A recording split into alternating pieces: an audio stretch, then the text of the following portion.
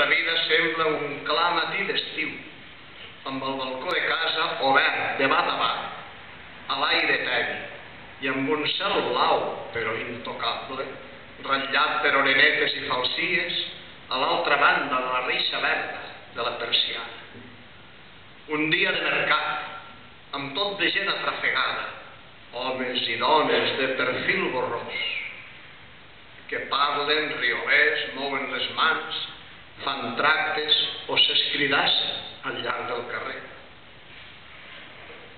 Això és la nostra vida, un efímer matí d'estiu. Cadascú sol al balcó mira l'eixam atapeït de la gentada que li és estranya i prova d'escoltar, com en un somni, la vèrbola confusa de tantes boques que no paren mai, frases perdudes, sense cap sentit, velles paraules que no entén.